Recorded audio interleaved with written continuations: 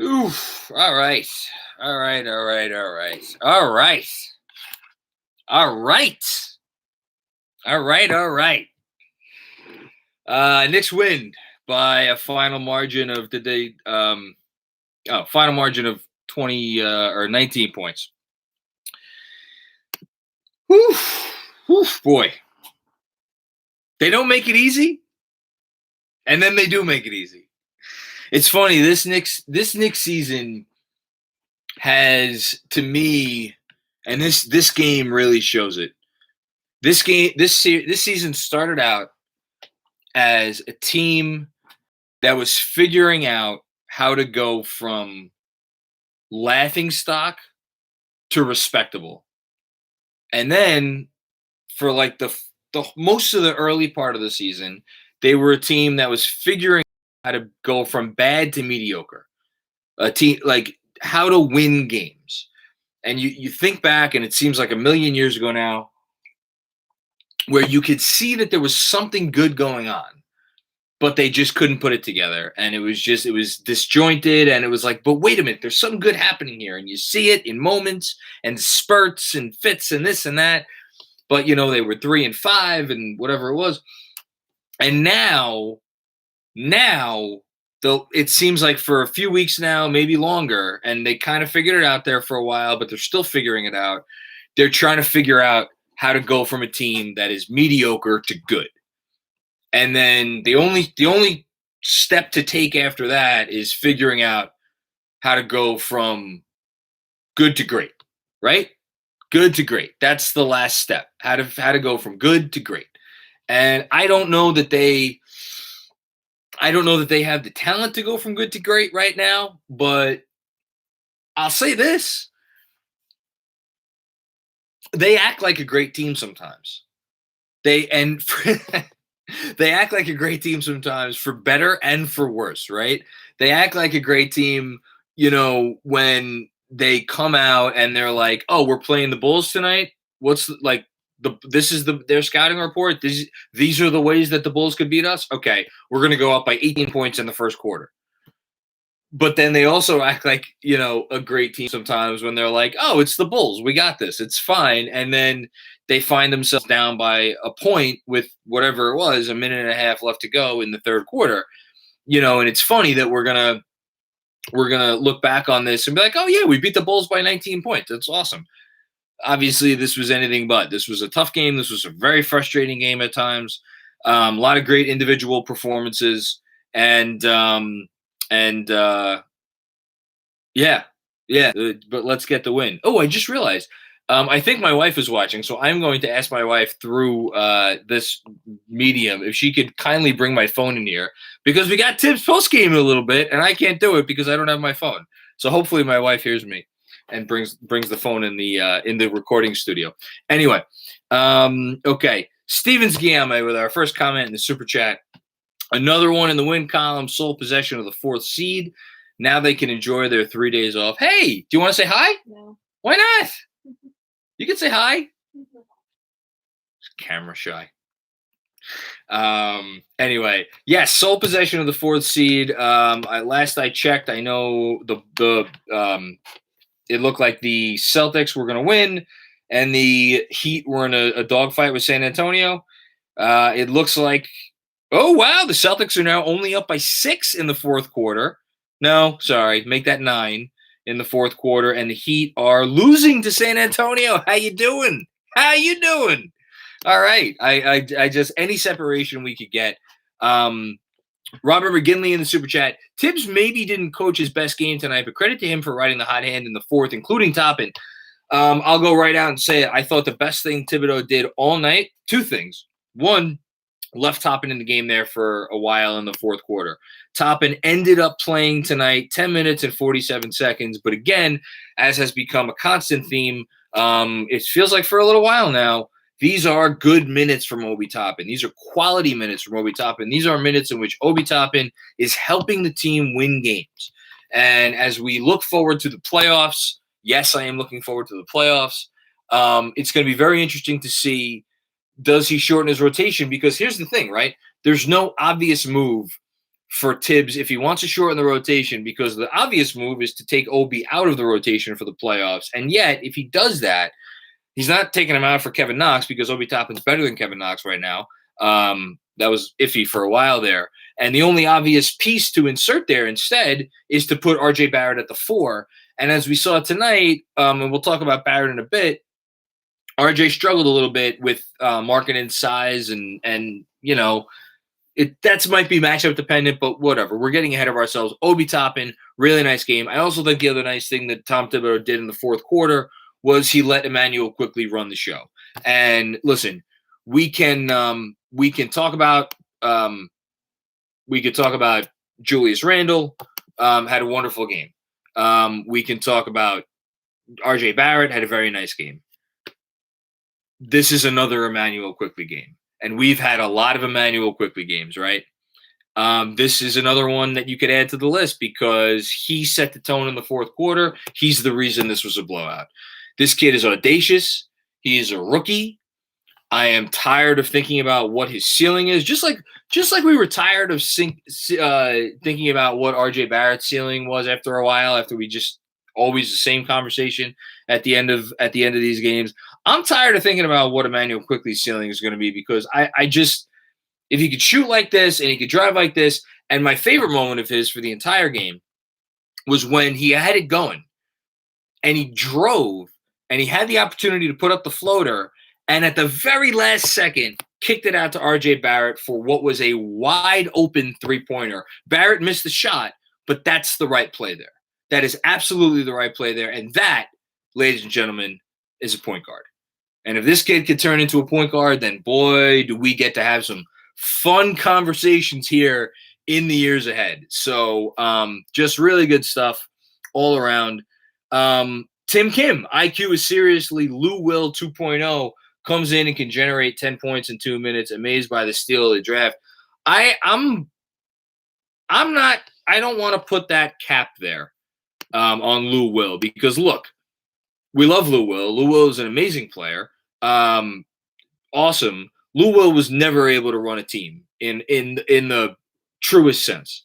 I think Emmanuel Quickley, again, that's what I mean when I say I'm not willing to put a ceiling on him quite yet. Juan Cruz, we're going from the bottom up in the super chat. Thanks for the super chat, bro. Thank you for the super chat, bro. Look forward to it after every win. Keep up the awesome work. Been following you on Twitter until I discovered the super chat. Go New York, go New York, go. Juan Cruz, thank you so much for the contribution and the comment. Great film stuff. Real small Randall critique. And look, I'll preface this by saying I already know what this comment's going to be, because we could have Randall critiques after this game, right? I'm going to go into detail more in a second, but like this is where we've gotten to with Randall, where the dude goes 12 for 23, puts up 34 points, 7 rebounds, 3 assists, and we get to actually have Julius Randle critiques. And hey, guess what? They're valid because he's set the bar that high. I know he's the engine, but I just want to see him attack the rim more. Absolutely. Play more bully ball. I know the jumper's vastly improved. I want to see him mix up the attack a little bit more. My critique is this.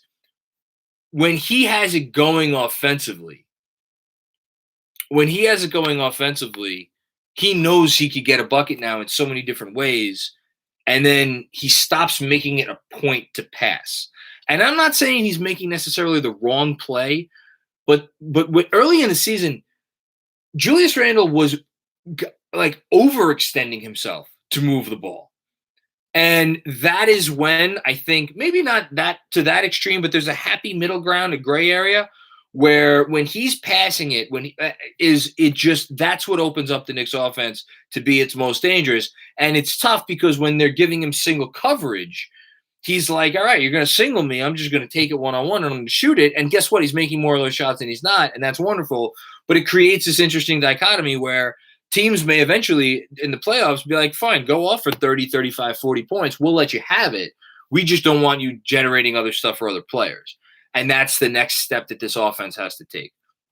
CT Pittman, man, CT Pittman's always so generous in the super chat. Was it you or Jeremy who called this homestand at 5-1? Good stuff. It wasn't me. Must have been Jeremy. Shout out to Jeremy Cohen. Bad eyesight. Who else spends all day looking at Luka Vildoza highlights? I've actually had a very busy day. I haven't spent nearly enough time looking at those highlights, but I will. Robert McGinley. Tibbs. Oh, wait, no, we got this comment already. Okay, I think I'm all caught up for the ones up top. Let's go back up from the bottom. Harry Donert. Again, Harry Donert, man, thank you again. You're so nice. Ask a question one of these days. I'd love to answer it. James Lee. Is Tibbs not running a play for Obi? If so, why not? I'm going to save that for a second. Just a couple other thank yous. Ravi Mehta, thank you so much for your contribution to the Super Chat. Truly appreciate it.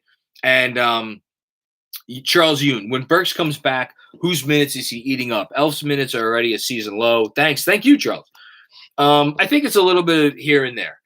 Bullock's playing a ton of minutes. Let's go through the minutes tonight.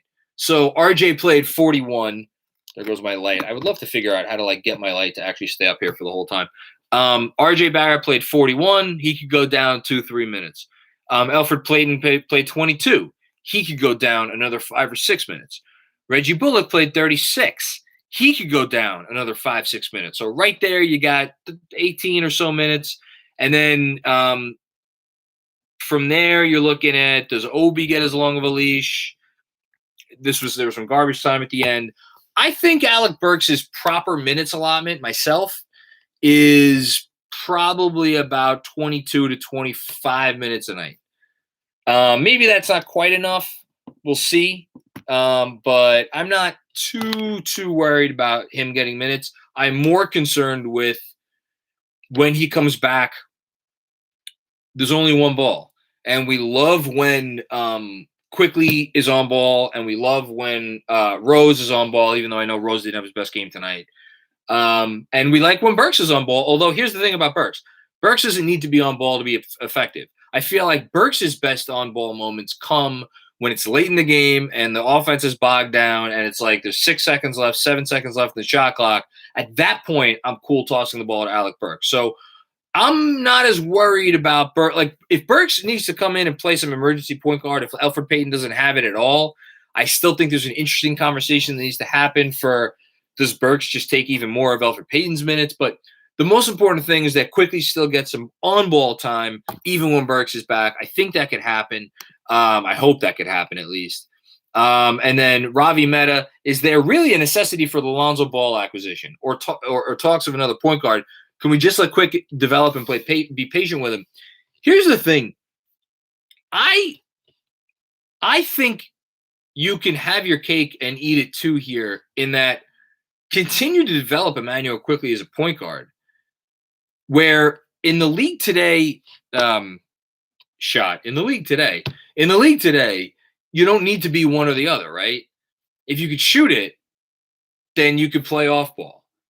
And if you could be on the ball, you play on the ball, right? So we don't need to put nobody puts Baby in a corner. Nobody puts Emmanuel Quickly in a box.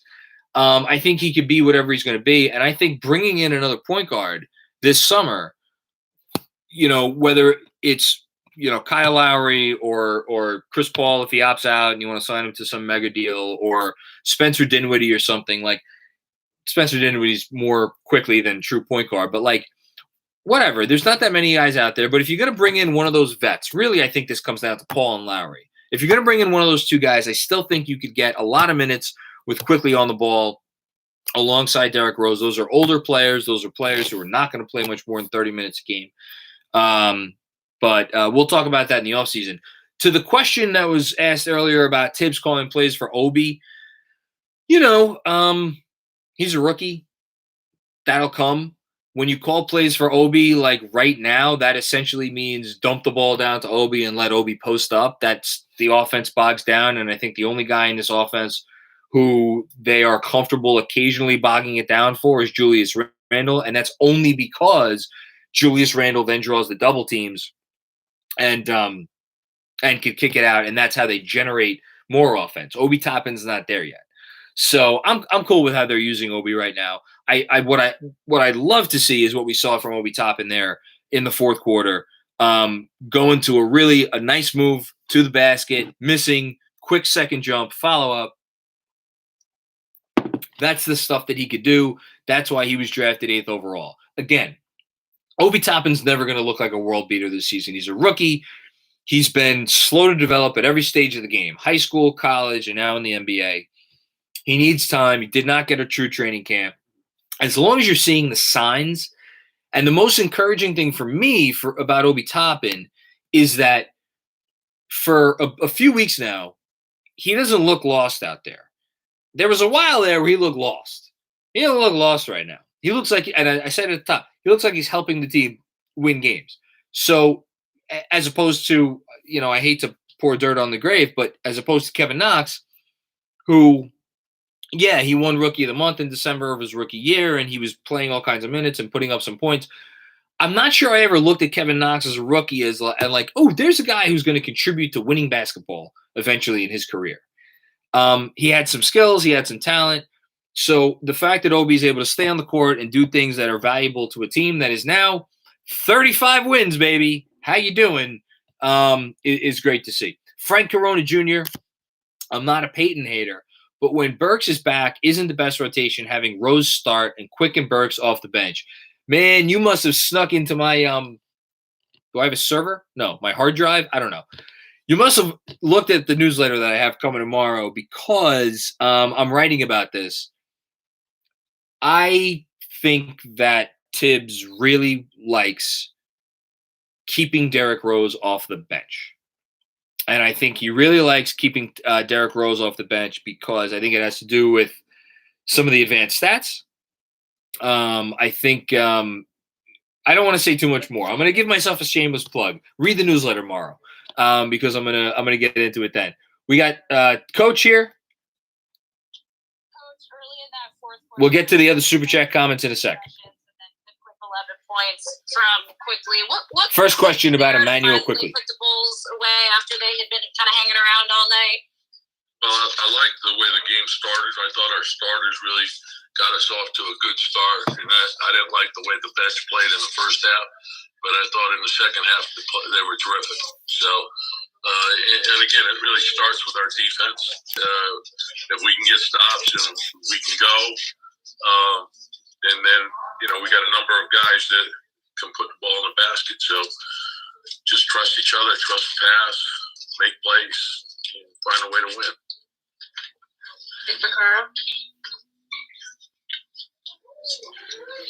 Tom, you guys have put yourself in as good a position as you can going off on this challenging road trip. Are you kind of looking forward to seeing how you guys respond to the challenge of these 6 games coming up? Yeah, and I think, for us, and, we talked about it after the game, it's just nothing changes. And so when you begin the season, you think about all the things that you have to prepare yourself for. And so you don't want to look ahead. You don't want to look behind. You just want to, the only thing we're thinking about is Houston. So you take it step by step and get yourself ready to play.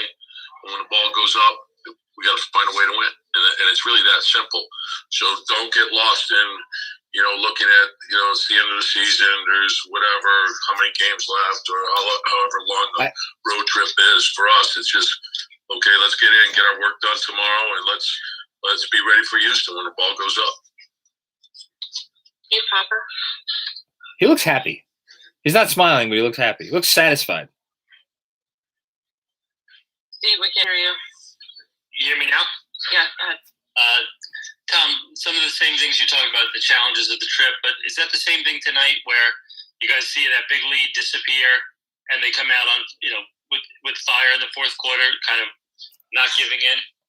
Yeah, you're still striving, to be a 48-minute team and build the right habits. And, the thing is that obviously if you're building a big lead, you're doing things well, but you also have to understand, how quickly leads dissipate in today's game because of the three. Great word. So if you let your guard I love down, dissipate. You're not guarding, and all of a sudden you can get 10 points in a minute. And so no lead is safe. And so you have to play with a lot of toughness.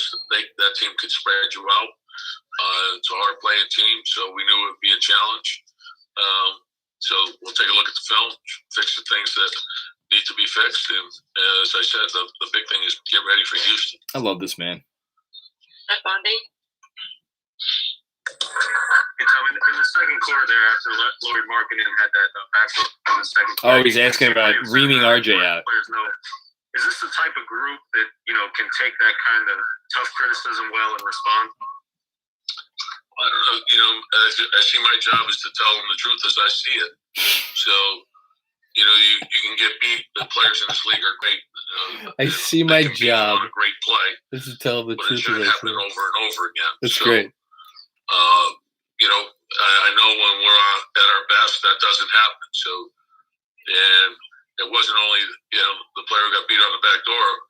And I always say that our ball pressure and our weak side awareness. You didn't even say RJ's name. So it was a compilation of errors, and to win in this league, that can't happen. Mark Berman. All right. I mean, obviously, Julius and RJ didn't have great outings against Phoenix, and tonight they combined for more than 50 points. I mean, how did you expect them Smile to bounce back with such a force? We got a smile. Yeah, I mean, and the thing is, here's the thing. I like the way you work backwards, Berman. You haven't changed in 20 years. 20 years, whatever it is. No, and that's part of the game. And Phoenix is a terrific team. And again, with a minute to go, we got a chance to win the game. And so we were upset that we didn't play our best. He's pissed at Berman. Our guys, Julius, what Julius has done all year and what RJ's doing, both of those guys are terrific. They're not going to be great in every game. No one in this league is. So whatever happens, you learn from it. Get ready for the next one, and let's go. Giddy up. Jeffrey Bernstein. Yeah, Coach, I'm just wondering, after the tough loss the other night, after having won 9 in a row, were you at all concerned about the team's, mental state coming to this game? Obviously, you got out to a big lead, but then, that went away after a while. Yeah, and again, I think it comes back to what you talked about at the beginning of the season, all the things that you're going to go through. And so that's why it's important to always look at every game. And after each game, you analyze why you either have won or why you've lost, try to make your corrections, and then move forward. And the games keep coming. So you want to build that habit of preparation. I think your confidence will come from your preparation. And there's a lot of work that goes into it. So you're always concerned about everything. You go into every game and you think about whatever psychological advantages you may have or they may have. And then you also factor in all the preparation that has to go into it to get ready to play. Preparation T. All that you can to prepare. That's all you can do. And then you should be confident when you're out there on the floor. Preparation T. Good time for 2 more questions. Ian Bailey. Tom, Nerlens Noel, I think he's the NBA averaging 2 blocks and assists per game. Just what he's giving you night in and night out, and particularly tonight. Think about where the team would be without him and what he's done. Yeah, no, just terrific. We've been fortunate. The way he's played, the rim protection, the shot, it's elite shot blocking. It's such a. I think he had 5 tonight, but he impacted many others. And he's the anchor of the defense, terrific and with pick and roll defense. And then you factor in what Taj has given us also, and then what Mitch had given us at the beginning of the year. Nice shout out to Mitchell Robinson. Fantastic. He puts enormous pressure on the rim offensively. He sets a lot of screens and he rolls hard to the rim. And there's not a staff for that. You don't see it, but that's what makes your offense go, is having the pressure on the rim. Still miss Mitch on offense. He does it relentlessly. He'll do it, 50, 60 times in a game. And so he's expending a lot of energy, and it tells you about his commitment to his team, his teammates, and winning. Last question, Mike Warpinoff. All right, I don't know if it was Mike. So before I get to all the comments in the super chat, I want to say a couple quick things. David Fizdale was always good for a good quote. He always knew how to talk a good game. It was all just utter bullshit. It wasn't backed up by anything real. There was nothing behind it.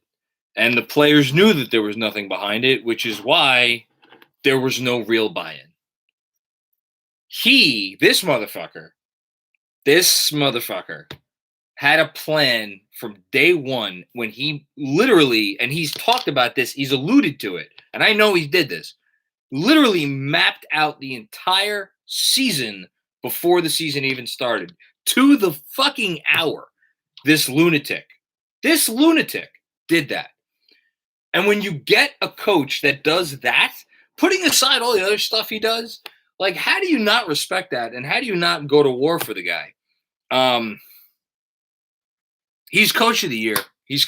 And I think it's going to be insane because he's not going to win it. They're probably going to give it to Monty, and Monty's done a wonderful job. And not to disparage Monty, but like, Tibbs is the coach of the year. He should be the coach of the year. That's what it is. All right, catching up on the super chat. PKNY. I love this team. I know we need 1 to 2 pieces, but the love and camaraderie is so rare and priceless. How can we keep them together and compete for the chip? I think they could keep them together very easily because you look at just replace Peyton. I don't want to shit on Peyton. Peyton had a fine game, but if you replace Peyton with a player that's good enough, and maybe I love Burks, I love Bullock. Maybe you upgrade one of those spots to a shooting guard who could do some real stuff. But for the most part, I think they could keep this core group together. I don't think you're going to have to, sell off all these pieces. Don Cappuccini, thank you so much. So generous with the super chat comment here. Really, Dom, thank you. Great fourth quarter, and we get Burks back Sunday, hopefully. Let's go streaking again. Sure, why not? Speaking of Burks, if we have to choose between the two this summer, Rose or Burks, I believe Andrew picked Rose after last Sunday's win. I'm going to pick Rose too. I just, he's such a security blanket for Tibbs, and I know he's getting older, and I know Burks is probably the better player, but I also think, as we've talked about several times, Burks has earned himself a nice payday this summer. I think they're going to be able to get Rose on a reasonable deal. What is reasonable? They're going to be able to get him for 2 years, $15 million, which is what he was on the last contract he signed, probably. I think 2 for 15, 2 for 14, something like that. Whereas Burks, I think Burks has earned himself a nice payday, as has Bullock. Again, I think it's funny. I think the situation with Bullocks and Burks, I'm doing what Clyde does now. Bullock and Burks, maybe similar to Nerlens and Mitch. And again, you'd love to have all these guys back, but offer them all contracts that are fair, and then whoever takes it takes it. That would be my take. Thank you so much, Andrew Rosenbaum, for your contribution to the super chat. It is appreciated beyond belief. Thank you. Dom with another one. P.S. Another set of great minutes from Obi. Love it. Pell's hands are harder than Noel's and not even close. LMAO. I like Norvel Pell. I really like Norvel Pell. I think he's fit in seamlessly with this team. I think he's a big part of that bench mob now. I think his personality is a great fit with the team. Everything about Norvel Pell, we absolutely love it. I'm excited to see what he could do moving forward, including shoot the ball. A little birdie told me he could actually shoot the rock a little bit. Tim Kim, Rose, Bullock, Burks. 2 can get re-signed. 1 has to go. Who would you choose? Oh my God. I want Rose to stay.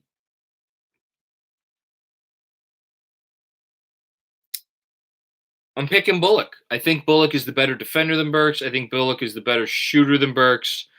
I think Burks is better off the dribble, but I think as quickly progresses and as they get a real point guard on this team, you're not going to need that backup point guard element from Burks as vital as it is for this season.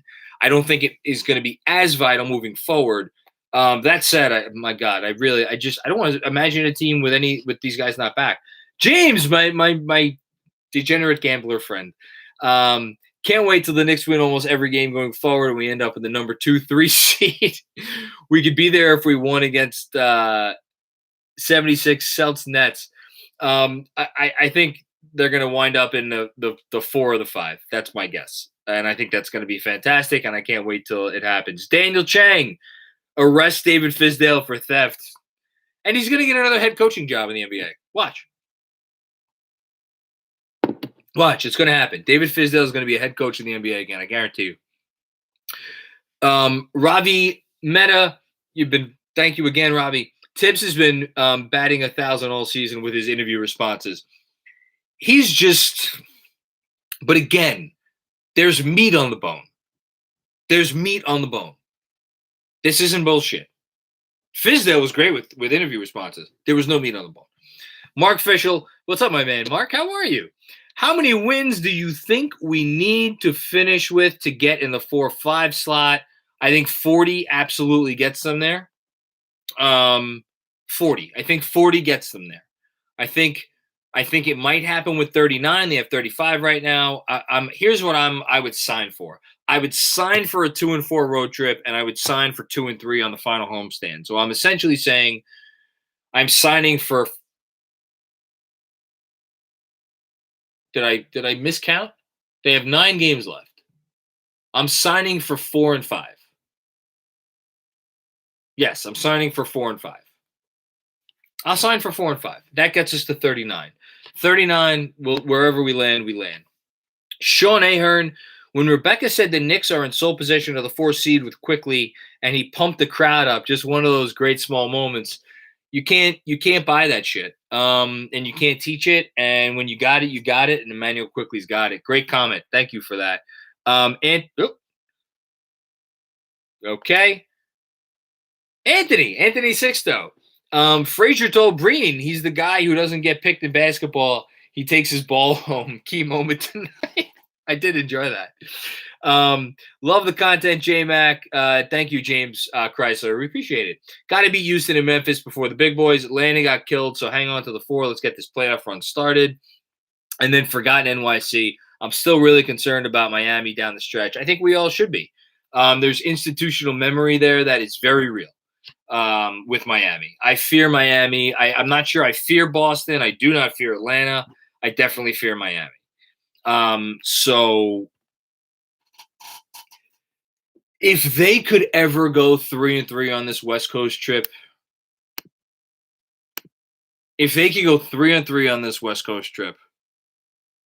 that would be cool. That'd be fun. And then you just get 2 out of 3 and then get to 40 wins. We have a repeated hashtag in the chat. Obi Avengers, free Obi. Obi Avengers. Obi Avengers. I'm not sure I know what Obi Avengers is referring to, but I like it. I'm down with it. I'm here for it. Rage X. We're going 8-1 to finish the season. Sure. Why not? Great. If the Knicks go 8-1 to finish the season, I'm not sure I can be held responsible for any of the things that I say going into the playoffs. I think I should be allowed to say whatever the hell I want, and it should be completely fine. And no one should be able to hold it against me. That's the rule. They have to, even if they go 7-2. Even if they go 7-2. I'm going to say all kinds of silly shit. Anyway, look at the score in the Grizzlies game. Wow. Okay. I'm biting. What is the score in the Grizzlies game? We're going to look at it right now. This is live streaming. Live streaming. Oh, Jesus. 74-46. Okay. The Heat are beating the Spurs. That sucks. And the Celtics won. So whatever. It is what it is. Can't win them all. But the Hawks lost. We got that. So that's good. They're going to win 41 games. I think they could win 41. That's not insane.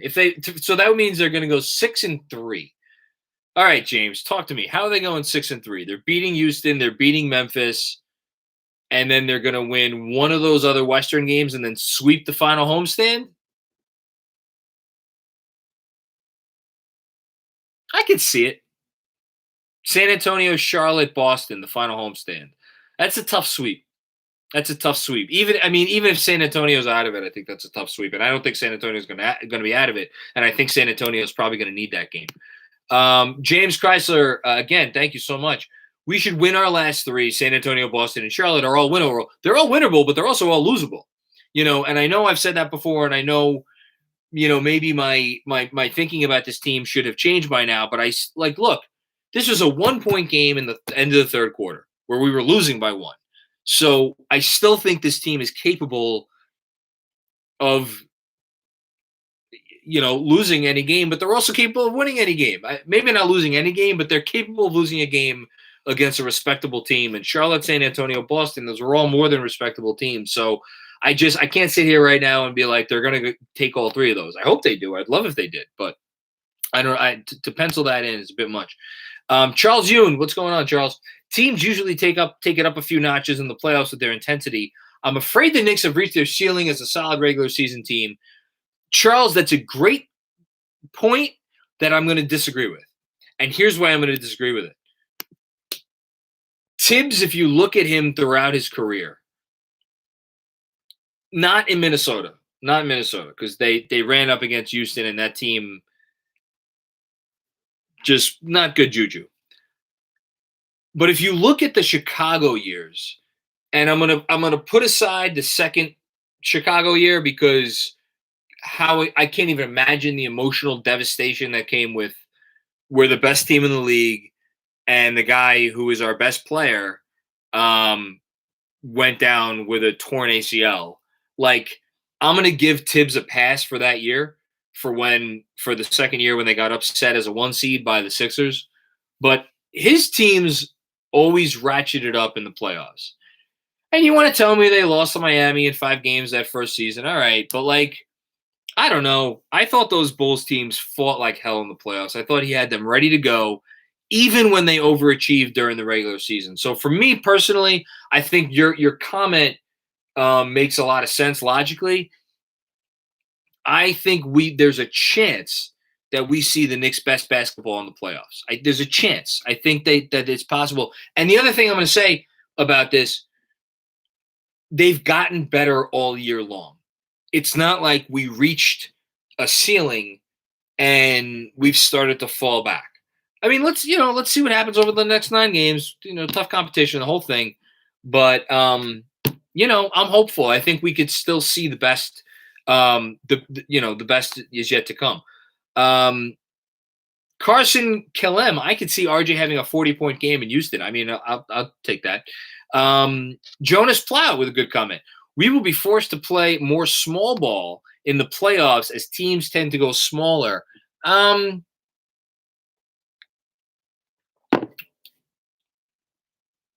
don't know if they're going to be forced to play more small ball. I think they could play more small ball. I think it's largely matchup dependent. If they wind up playing Boston, I could see it because Boston goes small. I don't think they're going to go small against Atlanta if it is Atlanta.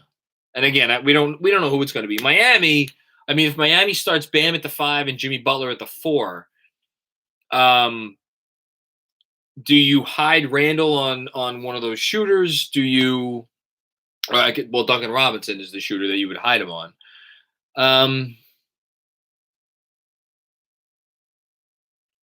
That's a tough one.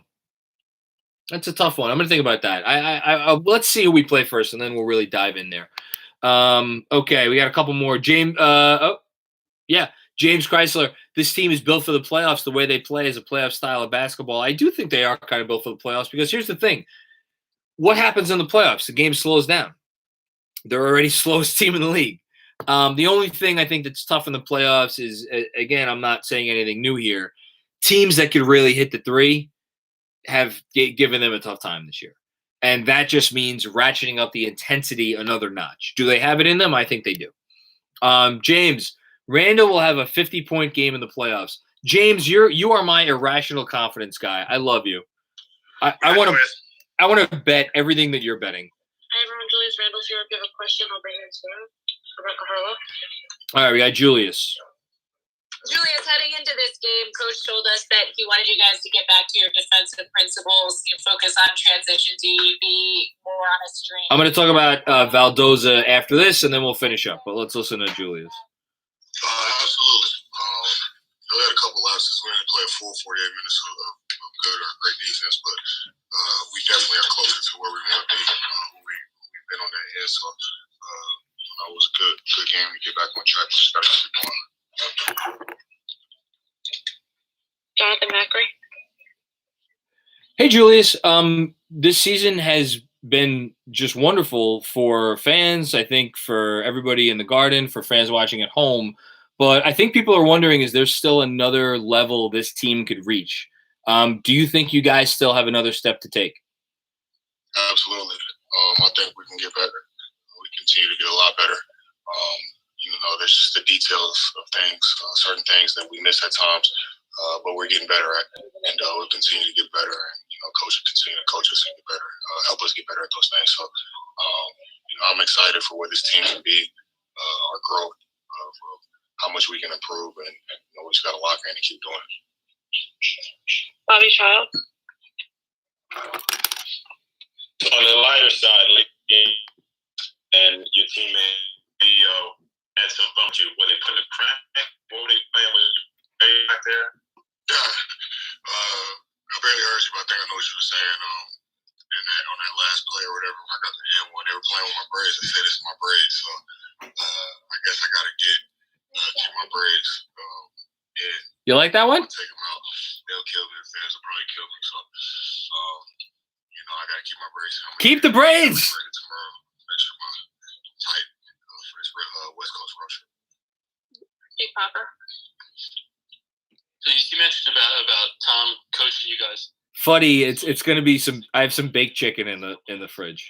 It's gonna be some baked chicken sandwich after this. Handle that. The coach kind of going at him hard during the game and coming back strong. Absolutely. That's what we need. We need to be coached. We need to be held accountable. So if we're not doing our job,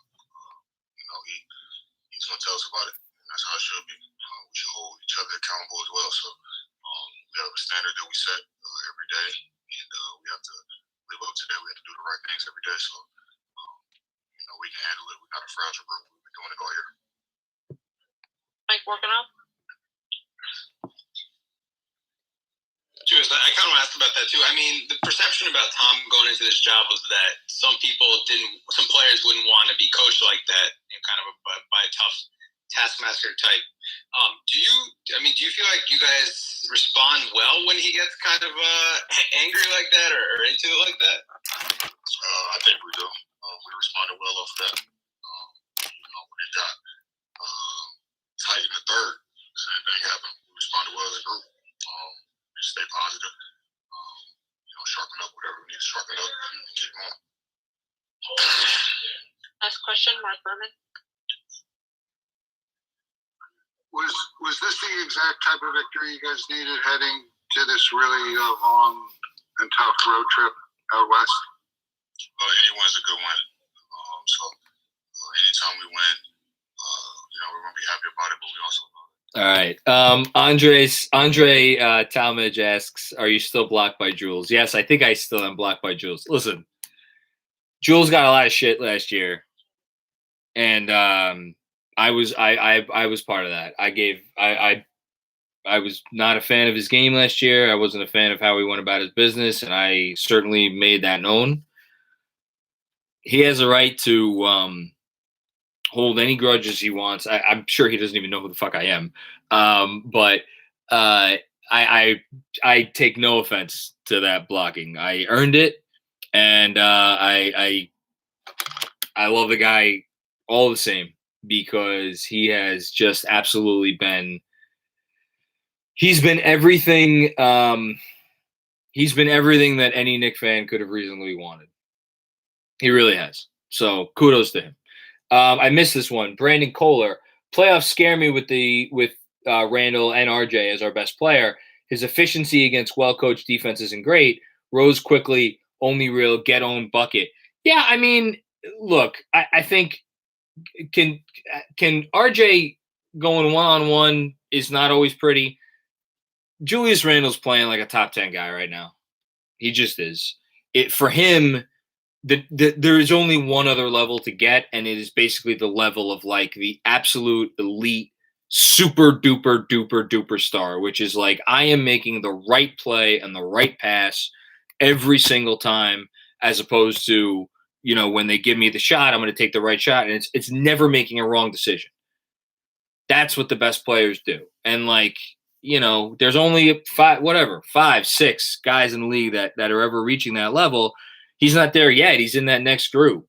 But if I'm man, going in against Milwaukee, even forget Boston or Atlanta or even Miami.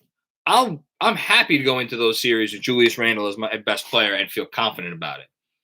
Even Milwaukee. Look, I'm not saying he's Giannis. No one's Giannis. Giannis is an alien. There's no one that's ever been able to do what Giannis does. But I will take my chances against that team with Julius Randle leading the charge.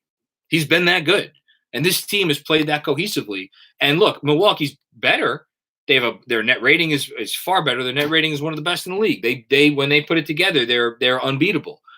But they don't always put it together. They're not consistent. This team, they are, in a weird way, they are consistent when we know exactly what happens when the Knicks don't play Knick basketball, but they come out, you know what they're going to give you every night they come out, and it's just a matter of getting into these little ruts.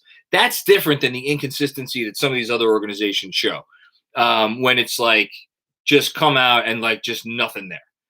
In the way that they are accustomed to playing. So, we'll see what happens. Last thing, and then I'm going to go Luka Vildoza. I'll be honest, I have not watched much tape on this kid. I will just parrot what the person who is way smarter than me has said about him, which is Spencer Perlman. Spencer likes him a lot. He thinks he's a point guard, a legit point guard. Maybe not like a true point guard, but he thinks he can run an offense. He's good with the ball. He's got some talent. He hasn't watched tape on him in a bit, I think, but in terms of the defense, but offensively, this kid's he's a player, and he's young enough that maybe he gets a little bit better. Here's what I'll say.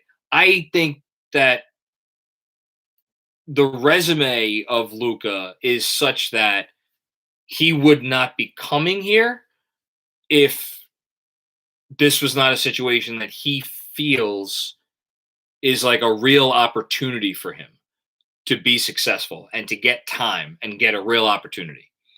So I think this is not something that should fly under the radar. I know, there's some jokes. I think Schwinn joked about it on Twitter today, saying like we're a bunch of crazies getting excited over this kid who played in a league that nobody had ever heard of. I think this is a real move. I think it's a real move for them, and I think it's a real player. And I'm excited to see what he brings. I'm very curious to see what happens in terms of does he get minutes at the end of this season. But I'm excited about him. I'm definitely excited about him. So I think that's it. Been talking for almost 50 minutes. This was a good win, one game at a time. And, look, here's RJ. Should we stay on for RJ? We got RJ. Let's stay on for RJ.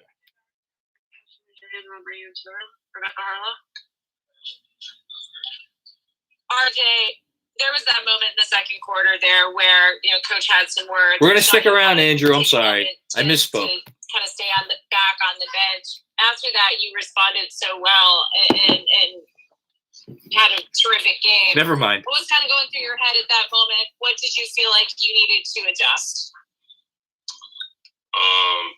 One, it's really his job, to hold us accountable.